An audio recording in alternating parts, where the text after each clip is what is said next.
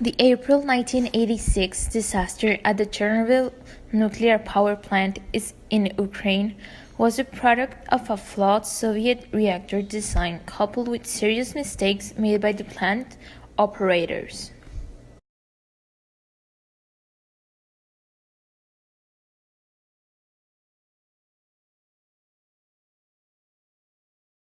We are now dividing the 1/3 between 10,000, and that gives us 1/2 to the time divided by 51.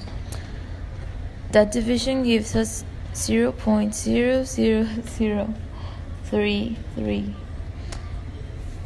and we're gonna get the log of that divided by the log of the 1/2. That gives us the time divided by 51, it's 15.024, and if we multiply that, we get 766 days.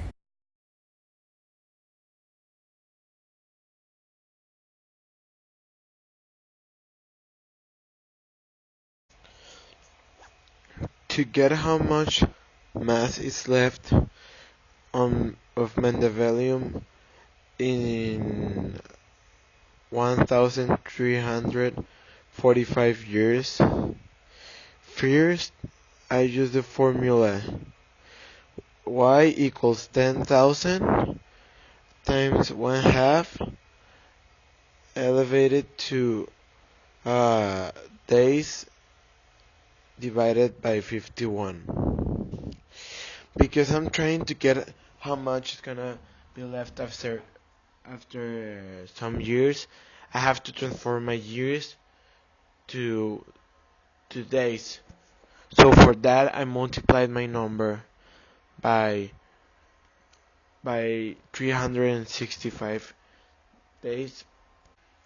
So I did the equation with y equals 10,000 times 1/2 elevated to the number of days I got, which was 490,925 divided by 51, which gave me 9,625.9803. So after that, I put my equation into a calculator, and it gave me the result, which was how many mass of Mendelevium is going to be left after 1,345 years. The question asked for the mass after 100 years, so I used the same formula, but instead I used 100.